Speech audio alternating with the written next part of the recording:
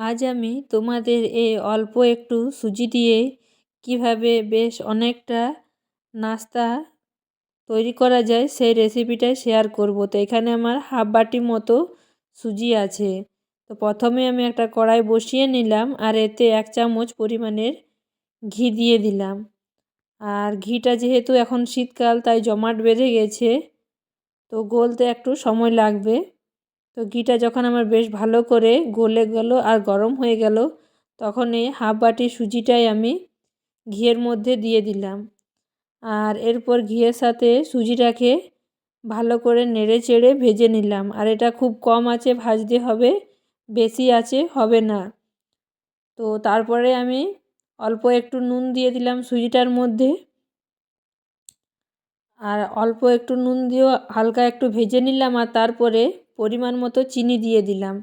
এখানে মিষ্টিটা যে যেভাবে খাবে সেই হিসাবে মানে চিনিটা দেবে।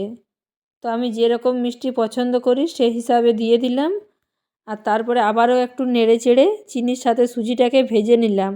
আর তারপরে এখানে আমি ওই একই বাটিতেই 1 বাটি পরিমাণের দুধ নিয়ে নিয়েছি। আর দুধটা আমার খুব ভালো করে সেদ্ধ আছে।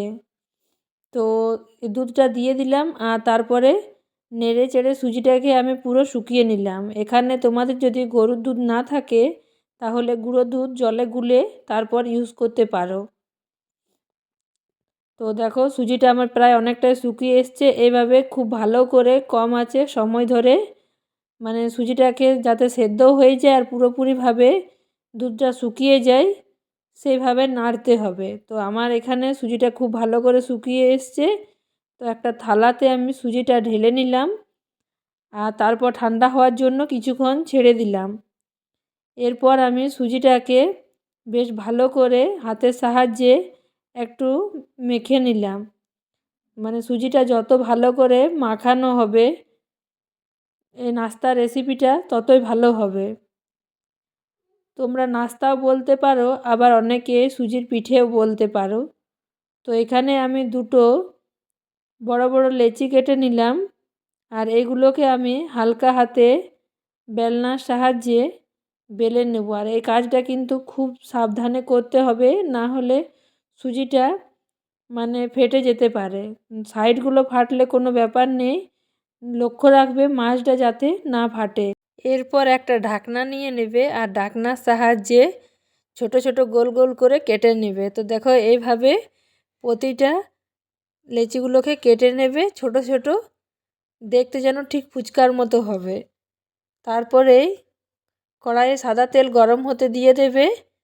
আর তেলটা যাতে খুব ভালো করে গরম হয় সেদিকে লক্ষ্য রাখবে। তো প্রথমে এভাবে একটা দিয়ে দেখলাম। তো তেলটা আমার বেশ ভালোই গরম হয়ে এসছে। এটা খুব ভালো করে আমার ভাজা হয়ে গেল। তারপর একে একে আমি মানে একবারে 5টা 6টা করে দিয়ে দিলাম। আর এটা খুব বেশি নাড়াচাড়া যাবে না, না হলে ফেটে যাবে। সময় ধরে একটু বেশি আঁচে ভাজতে হবে। আর এটা যতক্ষণ না মুচমুচে হয় ততক্ষণ পর্যন্ত তুলবে না। এটা যত মুচমুচে হবে খেতে তার টেস্ট ততই ভালো হবে। তো এভাবে আমি সমস্তগুলোকে ভেজে নিচ্ছি একে একে তেলে। আর খুব কম আঁচে কিন্তু ভাজবে না, বারবার বলে দিচ্ছি, না হলে কিন্তু ফেটে যেতে পারে। তো দেখো আমার রেডি হয়ে গেল সুজির পিঠে বা নাস্তা যাই বলো। এটা দেখতে যতটা লোভনীয় হয়েছে খেতে তার থেকেও বেশি আরও সুস্বাদু হয়েছে। তো তোমাদের কার কার এই রেসিপিটা ভালো লাগলো অবশ্যই কমেন্টের মাধ্যমে জানাবে।